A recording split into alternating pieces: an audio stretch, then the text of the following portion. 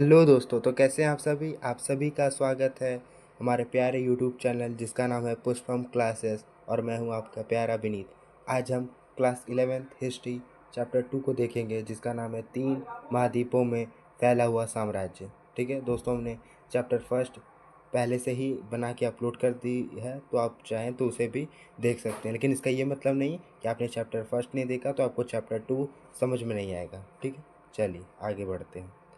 ठीक है, तो सबसे पहले आ जाते हैं इंट्रोडक्शन। ठीक है, किसी भी चैप्टर का इंट्रोडक्शन जानना बहुत ही ज़्यादा इम्पोर्टेंट होता है। ठीक है, उसकी नींव होती है एक प्रकार से। तो परिचय देखते हैं। 3 महाद्वीपों में फैला हुआ साम्राज्य मुख्य रूप से रोम एम्पायर को कहा जाता है। तो रोमन एम्पायर को ही 3 महाद्वीपों में फैला हुआ था। यह साम्राज्य यूरोप, एशिया, अफ्रीका तक फैला हुआ था। रोमन साम्राज्य अपनी सेना, प्रशासन, व्यापार, संस्कृति के लिए प्रसिद्ध था। इसकी राजधानी रोम थी। ठीक है, तो आपको इससे क्या पूछा जा सकता है, क्या है जो पेपरों में आता है। तो देखो, पहला कि ये कौन कौन से महाद्वीपों में था। तो 1 नंबर के एमसीक्यू में ये पूछ लिया जाता है, तो आपको ये 3 महाद्वीपों के नाम आने चाहिए। दूसरा, कैपिटल पूछ ली जाती है, तो आपको ये भी पता होना चाहिए। ठीक है, चलिए आगे चलते हैं। ये देखिए, हमने आपके लिए ये इतना बड़ा था, ये अब देख कल्पना कर सकते हैं ऊपर से ये है कितना बड़ा एम्पायर था ये। ठीक है, ये यूरोप, उत्तरी अफ्रीका, इधर एशिया, मिडल ईस्ट, तो ये कितना बड़ा है। आपकी एनसीईआरटी बुक में ये कुछ इस प्रकार से है। दोस्तों, अगर आप ध्यान से देखेंगे तो ये जो क्षेत्र देख रहे हैं ना, ये वाला, यही है इटली, और इटली में ही रोम था। ठीक है, जो कि इस पूरे साम्राज्य की कैपिटल भी। चलिए आगे बढ़ते हैं। तो दोस्तों, रोमन इतिहास की जानकारी के प्रमुख स्रोत क्या हैं, कैसे पता चलता है रोमन एम्पायर के बारे में। तो पाठ्य सामग्री, दस्तावेज, अभिलेख और भौतिक अवशेष है। ठीक है, चलिए आगे चलते हैं। तो दोस्तों, रोम साम्राज्य और ईरानी साम्राज्य, तो 2 साम्राज्य बहुत ही ज़्यादा उस समय शक्तिशाली थे। एक तो आपका रोम साम्राज्य और दूसरा था ईरान साम्राज्य, जिसको ईरानी साम्राज्य भी कहते हैं। ठीक है, तो ईसा मसीह के जन्म से लेकर 7वीं शताब्दी तक की अवधि में अधिकांश यूरोप, उत्तरी अफ्रीका और मध्य पूर्व तक के विशाल क्षेत्र में 2 शक्तिशाली साम्राज्य का शासन था। यह 2 साम्राज्य रोम और ईरान थे। ठीक है, तो आप समझ गए कि कौन 2 बड़े साम्राज्य थे। रोम साम्राज्य और ईरान साम्राज्य के बीच आपसी प्रतिद्वंद्विता थी। अब दोनों शक्तिशाली हैं तो आपस में मुठभेड़ तो होगी ही, जिस कारण यह आपस में लड़ते रहते थे। साम्राज्य एक दूसरे के बिल्कुल पास थे, मतलब एक प्रकार से पड़ोसी थे। उन्हें फराता नदी अलग करती थी। तो मेसोपोटामिया की सभ्यता में हमने देखा था कि फराता नदी कहाँ पे है। ठीक है दोस्तों, चलिए आगे चलते हैं। रोमन साम्राज्य का आरंभिक काल। तो रोमन साम्राज्य का जो आरंभिक काल है वो कैसा है। तो पूर्ववर्ती रोमन साम्राज्य, और दूसरा एक और आ जाता है परवर्ती रोम साम्राज्य। ठीक है, ये शुरुआत का आरंभिक काल है, और ये जो है ना, ये बाद का काल है। ठीक है, ये बाद का है। तो आपको कंफ्यूज नहीं होना है कि पूर्ववर्ती क्या है और परवर्ती क्या है। ठीक है, चलिए। 3री शताब्दी तक के मुख्य भाग तक की संपूर्ण अवधि को पूर्ववर्ती रोम साम्राज्य कहा जाता है। ठीक है, परवर्ती रोमन साम्राज्य 3री शताब्दी के बाद की अवधि को परवर्ती रोमन साम्राज्य कहा जाता है। तो आप समझ ही गए होंगे। ठीक है, चलिए आगे चलते हैं। आरंभिक काल, पूर्ववर्ती चरण। ठीक है, अब ये क्या है, तो इसको समझने के लिए चलिए समझते हैं। तो प्रारंभिक प्रशासन, रोमन साम्राज्य में गणराज्य यानी कि रिपब्लिक एक ऐसी शासन व्यवस्था थी जिसमें वास्तविक सत्ता सेनेट के हाथों में थी। सेनेट में धनवान परिवार के एक छोटे से समूह का बोलबाला रहता था, जो अभिजात कहलाते थे। ठीक है, तो अभिजात वर्ग से आप समझ ही गए होंगे, सेनेट के पास वास्तविक सत्ता होती थी, लेकिन प्रशासन कौन चलाता था, राजा। कन्फ्यूज़न हो जाता है बच्चों को, तो आपको याद रखना है कि सत्ता किसके पास है, राजा के पास, लेकिन बोलबाला किसके पास ज़्यादा होता है या वास्तविक सत्ता कौन है, तो सेनेट। क्यों? क्योंकि धनवान परिवार है, ये पैसा है बहुत। गणतंत्र अभिजात वर्ग की सरकार का शासन सेनेट नामक संस्था के माध्यम से चलाया था। गणतंत्र 509 ईसा पूर्व से 27 ईसा पूर्व तक चला। ठीक है, आप ईसा पूर्व को BC भी हम कहते हैं। ठीक है, और इसी को क्या बोलते हैं, BCE भी कह देते हैं। आपको ये सब याद रहना चाहिए। ठीक है, चलिए आगे बढ़ते हैं। तो कुछ प्रमुख सम्राट दिए हुए हैं, याद रखना, इनके नाम पढ़ लेना, क्योंकि इन्हीं के नाम से कभी क्वेश्चन पूछ लिए जाते हैं और कभी कभार इनका क्रम भी पूछ लिया जाता है आपके MCQ में। ठीक है, चलिए। सम्राट तो सत्ता को चलाने वाला वास्तविक कार्यकर्ता जिसके उत्तराधिकारी उसका अपना पुत्र या गोद लिया हुआ पुत्र भी हो सकता था। तो कई बार हम देखते हैं ना कि जो राजा होता है ना, मान लो उसका कोई उत्तराधिकारी नहीं है, तो वो गोद भी ले सकता है। गोद लिए हुए बेटे को दत्तक पुत्र भी कहते हैं, तो आपको कंफ्यूज नहीं होना है। तो प्रमुख कुछ सम्राट हुए हैं। ठीक है, जैसे जूलियस साजिर, ऑगस्टस, टिबेरियस, त्रिजान और नीरो, ये बहुत ही ज़्यादा शक्तिशाली शासक हुए हैं सभी के सभी। जैसे त्रिजान, टिबेरियस, ऑगस्टस, ये सभी। ठीक है, क्वेश्चन इसी से पूछा जाता है, इन्हीं में से आते हैं। ठीक है, चलिए आगे बढ़ते हैं। ठीक है, 27 ईसा पूर्व में जूलियस सीजर के दत्तक पुत्र तथा उत्तराधिकारी ऑगोविनियन ने गणतंत्र व्यवस्था का तख्ता पलट कर दिया, सत्ता अपने हाथों में ले ली और अगस्टस नाम से रोम का सम्राट बन गया। ठीक है, तो ये बहुत बार पूछा जाता है कि वो कौन सा शासक था जिसने तख्ता पलट किया था। ठीक है, तो वो कौन था, ऑगस्टस, और ये बहुत शक्तिशाली शासक हुआ। पहला सम्राट ऑगस्टस ने 27 ईसा पूर्व में जो राज्य स्थापित किया था उसे प्रिंसिपेट नाम से जाना जाता है। याद रखना दोस्तों, ये जो प्रिंसिपेट है ये भी आपके पेपरों में पूछ लिया जाता है 1 नंबर में, कि प्रिंसिपेट क्या है, या प्रिंसिपेट का जो किसने स्थापित किया था, किस शासक ने, या ये भी पूछ लिया जा सकता है कि पहला सम्राट कौन था, तो ऑगस्टस। ठीक है, ऑगस्टस एक छत्र शासन था, सत्ता का वास्तविक स्रोत था, लेकिन फिर भी इस कल्पना को जीवित रखा गया कि वह केवल एक प्रमुख नागरिक था, निरंकुश शासक नहीं। ऐसा सेनेट को सम्मान प्रदान करने के लिए किया गया था। तो आपको हमेशा याद रखना है कि प्रथम सम्राट कौन था, ऑगस्टस, लेकिन फिर भी क्या था कि वे एक प्रमुख नागरिक की ही तरह रहा। क्यों? क्योंकि सेनेट का भी ख्याल रखना है भाई, पैसे वाले लोग हैं, है ना, इसीलिए। चलिए आगे बढ़ते हैं। अब है सेनेट। आपने 1-2 बार नाम भी सुन लिया, अब बताइए सेनेट है क्या, या चलिए समझते हैं सेनेट है क्या। तो सेनेट ऐसी संस्था थी जिसने उन दिनों में, जब रोम एक रिपब्लिक यानी गणतंत्र था, सत्ता पर अपना नियंत्रण रखा। रोम में सेनेट संस्था का अस्तित्व कई शताब्दियों तक रहा। तो ये जो सेनेट थे ना, इन्होंने लंबे टाइम तक बहुत, मतलब आप कह सकते हो बहुत लंबे टाइम तक क्या किया था, वास्तविक बोलबाला था इनका, वास्तविक सत्ता थी इनकी। और इन्हें कौन सा रिपब्लिक, बहुत सारे सेनेट अभी भी चाहते थे कि रिपब्लिक शासन व्यवस्था फिर से आ जाए, लेकिन ऐसा नहीं हुआ। सेनेट की सदस्यता जीवन भर चलती थी। उसके लिए जन्म की अपेक्षा धन और पद प्रतिष्ठा को ज़्यादा महत्व दिया जाता था। सेनेट एक ऐसी संस्था थी जिसमें कुलीन और अभिजात वर्ग यानी रोम के धनी परिवारों का प्रतिनिधित्व था, लेकिन आगे चलकर इसमें इतावली मूल के ज़मींदारों को भी शामिल कर लिया गया। तो पहले 2 ही वर्गों को लिया गया था, ठीक है, लेकिन बाद में फिर हाँ, तो सेनेट एक ऐसी संस्था थी जिसमें कुलीन और अभिजात वर्ग यानी रोम के धनी परिवारों का प्रतिनिधित्व था। ठीक है, तो आपको ये लाइन बहुत अच्छे से समझनी चाहिए कि पहले अभिजात वर्ग थे और उसके बाद फिर अभिजात वर्ग और एक और वर्ग कौन सा था, कुलीन वर्ग। ठीक है, इनके बाद कौन सा वर्ग अस्तित्व में आया, इतावली मूल के जमींदार। ये भी धनवान थे, इसका मतलब है ना, तो इनका भी बोलबाला फिर स्टार्ट हुआ। चलिए, रोम के इतिहास की ज़्यादा पुस्तकें यूनानी और लातिनी में इन्हीं ने लिखी थी।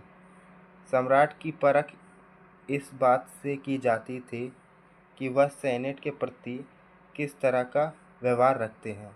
ठीक है, उन सम्राट को सबसे बुरा शासक माना जाता था जो सेनेट के सदस्यों के प्रति शत्रुपूर्ण व्यवहार रखते थे या उनके साथ हिंसा करते थे।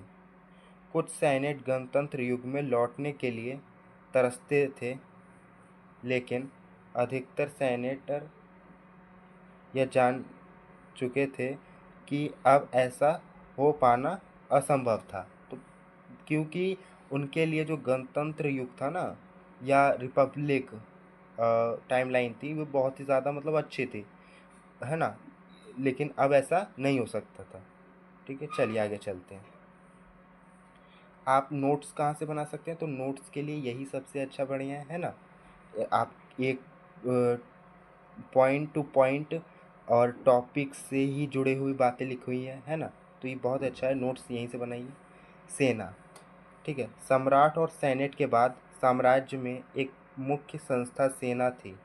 रोम में एक व्यावसायिक सेना थी जिसमें प्रत्येक सैनिक को वेतन दिया जाता था।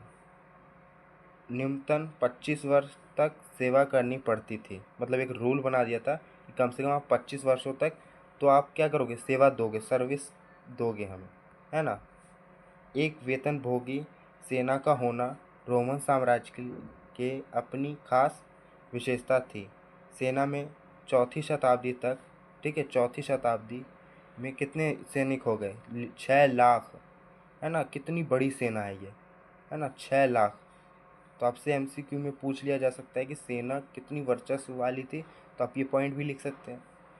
और उसके पास निश्चित रूप से सम्राटों का भाग्य निर्धारित करने की शक्ति थी। तो हाँ बिल्कुल, क्योंकि आप देखिए कितनी बड़ी सेना है, 6 लाख की सेना है, तो ये बिल्कुल निर्धारित कर सकती है। ठीक है, चलिए आगे चलते हैं। सैनिक बेहतर सेवा वेतन के लिए लगातार आंदोलन करते रहते थे। यदि सैनिक अपने सेनापतियों और यहाँ तक कि सम्राट द्वारा निराशा महसूस करते थे, तो यह आंदोलन सैनिक विद्रोह को रूप ले लेता था। तो हाँ, ये कथन सही है, क्योंकि सेना बहुत ज़्यादा है ना, सेना भड़क सकती है, तो ये एक कारण हो सकता है। चलिए, सेनेट सेना में से घृणा करती थी और उससे डरती थी, क्योंकि वह हिंसा का स्रोत थी। जब सरकार को अपने बढ़ते हुए सैन्य खर्चों को पूरा करने के लिए भारी कर लगाने पड़ते थे, तब तनावपूर्ण परिस्थिति सामने आई थी। अगर सेना विभाजित हो जाए तो इसका परिणाम गृहयुद्ध के रूप में सामने आता था। तो हाँ, ये बात भी सही है कि भाई सेना जो होगी ना, आपस में क्या करेगी, गृहयुद्ध भी हो सकता है, विचारों का खंडन होगा तो गृहयुद्ध होगा, है ना। जैसे आप अगर 10th क्लास में, 9th 10th क्लास में चैप्टर है पॉलिटिकल में, सिंघली, तमिल और सिंघली लोगों का कि किस प्रकार से विद्रोह हुआ था, है ना, वैसे गृहयुद्ध हो सकता है। चलिए आगे चलते हैं। ठीक है, रोम का विस्तार। तो पहली शताब्दी में ऑगस्टस का शासन काल शांति के लिए याद किया जाता है। ठीक है, आप 1 नंबर के एमसीक्यू में ये आ जाता है कई बार, इम्पॉर्टेंट है, ठीक है, लिख के ले लो। अगस्टस के बाद उसके पुत्र टिबेरियस ने शासन चलाया। टिबेरियस को ऑगस्टस ने गोद लिया था। ठीक है, इस काल की एक विशेष उपलब्धि यह रही कि रोमन साम्राज्य के प्रत्यक्ष प्रत्यक्ष शासन का काफ़ी विस्तार हुआ। इसके लिए अनेक आश्रित राज्यों को रोमन साम्राज्य में मिलाया लिया गया। आश्रित राज्य ऐसे स्थानीय राज्य थे जो रोम के आश्रित थे। रोम को भरोसा था कि ये शासक अपनी सेनाओं का प्रयोग रोम के समर्थन में करेंगे और बदले में रोम ने उनका अलग अस्तित्व स्वीकार कर लिया। तो रोमन जो साम्राज्य था ना, रोम साम्राज्य, उसका विस्तार यूं ही नहीं ऐसे एक साम्राज्य था। कई छोटे छोटे साम्राज्य क्या थे, समर्थनपूर्ण थे, समर्थन दिया था। और कई सारे साम्राज्य थे, उन्होंने अपनी मतलब मिल चुके थे रोम में। ठीक है, तो रोम ने भी भाई उनके लिए एक अलग अस्तित्व स्वीकारा, है ना। चलिए आगे चलते हैं। तो अब देखते हैं दूसरी शताब्दी। तो पहली शताब्दी में अगर पूछ लिया जाता है क्वेश्चन, तो अब बता देंगे 2-3 पॉइंट कि शांति का काल था, इस काल में रोमन साम्राज्य का विस्तार हुआ, है ना। अब दूसरी शताब्दी, तो साम्राज्य यूरोप, एशिया और अफ्रीका तीनों महाद्वीपों तक फैला हुआ था। तो है ना, इस समय शांति और समृद्धि का दौर था, जिसे रोमन शांति कहा जाता है। तो इसमें भी रोमन शांति चल रही थी और इसमें तो और विस्तार हो गया था, 3 महाद्वीपों तक लगभग फैल चुका था। व्यापार, सड़कें, नगर और सेना बहुत मजबूत थे। सम्राट ट्रजान और हेडियन जैसे शासकों ने साम्राज्य को मजबूत बनाया। भूमध्य सागर रोमन साम्राज्य का मुख्य व्यापारिक क्षेत्र था। ये 1 नंबर के लिए आ सकता है, या फिर अगर पूछ लिया जाता है कि व्यापार के लिए कौन सा सुगम मार्ग था, तो आप ये पॉइंट लिख सकते हैं। ठीक है, इस पॉइंट को लिख लीजिए, है ना। चलिए आगे चलते हैं। अब आ जाता है तीसरा पॉइंट, यानी कि तीसरी शताब्दी का संकट। और ये थोड़ा सा आश्चर्यचकित हो सकता है। ठीक है, क्यों, देखते हैं। बार बार सम्राट बदलना और गृह युद्ध, विदेशी आक्रमण का बढ़ना, व्यापार और कृषि में गिरावट, महंगाई और आर्थिक संकट, सेना का राजनीति में हस्तक्षेप। ठीक है, ये सब हो गया था। इन सभी के परिणाम क्या हुए, तो साम्राज्य कमजोर हो गया, जनता में असुरक्षा बढ़ी, प्रशासन और अर्थव्यवस्था की बिगड़ गई। ठीक है, बहुत ज़्यादा इसमें क्या हुआ, धीरे धीरे कमज़ोर होते गया, है ना। बाद में सम्राट डियोक्लिशियन ने सुधार करने का प्रयास किया। ठीक है, तो तीसरी शताब्दी को एक संकट के रूप में क्यों याद किया जाता है, तो आप ये सब पॉइंट लिख सकते हैं। दोस्तों, आपको हमेशा याद रखना है कि ये वाला जो पॉइंट है ना, आ सकता है कि बताइए रोमन साम्राज्य में कौन सा संकट का युग कहा जाता है, या तीसरे शताब्दी को एक संकट का युग क्यों कहा जाता है। तो इन्हीं सब कारणों से कहा जाता है, और इनके परिणाम भी आप लिख सकते हैं। ठीक है, चलिए आगे चलते हैं। ठीक है, ये थोड़ा सा और डिटेल में है कि तीसरी शताब्दी में थोड़े थोड़े अंतर से अनेक सम्राट, जैसे 47 वर्षों में 25 सम्राट सत्ता में आए। इससे यह पता लगता है कि इस अवधि में साम्राज्य को बेहद तनाव की स्थिति से गुजरना पड़ा। तो आप अंदाज़ा लगा सकते हैं कि क्या हुआ था इस युग में। चलिए आगे बढ़ते हैं। तो दोस्तों, अब थोड़ा सा हम साम्राज्य से हट के थोड़ा सा हम साम्राज्य के जो भीतर जो परिवार होते हैं ना, उनमें विवाह के नियम, कायदे, कानून, इन सब चीज़ों के बारे में देखेंगे कि भाई समाज में राजाओं के बारे में देख लिया, साम्राज्य के बारे में भी देख लिया, साम्राज्य में अब लोगों के बारे में हम देखेंगे। ठीक है, उन दिनों रोम में एकल परिवार का चलन था। एकल परिवार मतलब क्या होता है, तो यानी कि व्यक्ति, उसकी पत्नी और उनके बच्चे। ठीक है, याद रखना, यहाँ पे हम तो हमारे दो की बात नहीं हो रही, यहाँ पे बात हो रही है एक व्यक्ति, उसकी पत्नी और उसके बच्चे। वो बच्चा 1 हो सकता है, 2 हो सकता है, 4 हो सकता है, उससे मतलब नहीं है। तो ठीक है, तो एकल परिवार का चलन था। दासों को भी परिवार में सम्मिलित किया जाता था। प्रथम सती ईसा पूर्व तक विवाह का रूप ऐसा था कि पत्नी अपने पतियों को अपनी संपत्ति हस्तांतरित नहीं किया करती थी, किंतु अपने पैतृक परिवार में वह अपने पूरे अधिकार बनाए रखती थी। ठीक है, तो आपको ये पॉइंट थोड़ा सा याद रखना है।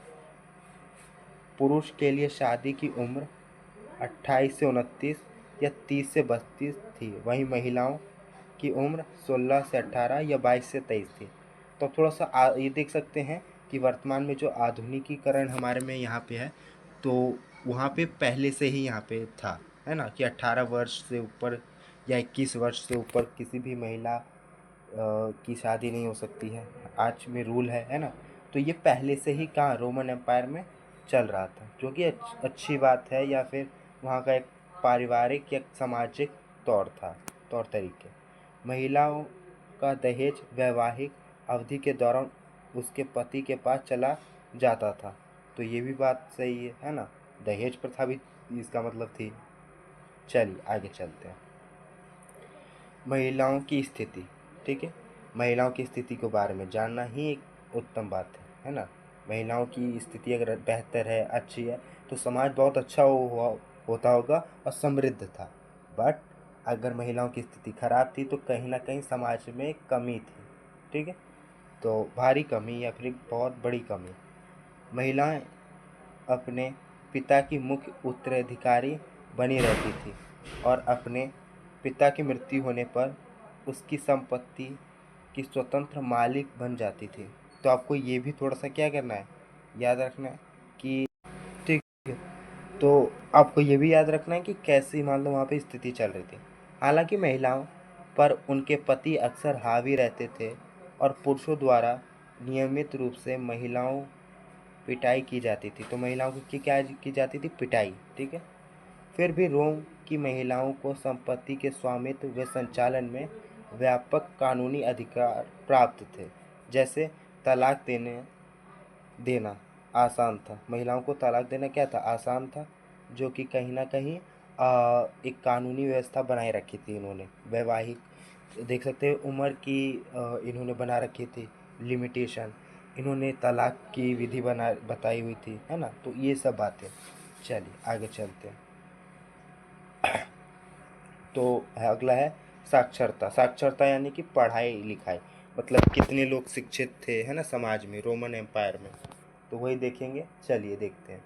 तो रोम में उस समय काम चलाऊ साक्षरता होती थी। साक्षरता कुछ वर्गों के लोगों में अपेक्षाकृत अधिक व्यापक थी, जैसे कि सैनिकों, फौजी, अफसरों और संप्रदाय प्रबंधकों में। तो इन सभी में क्या थी कि जो साक्षरता थी वे अपेक्षाकृत अधिक थी, है ना।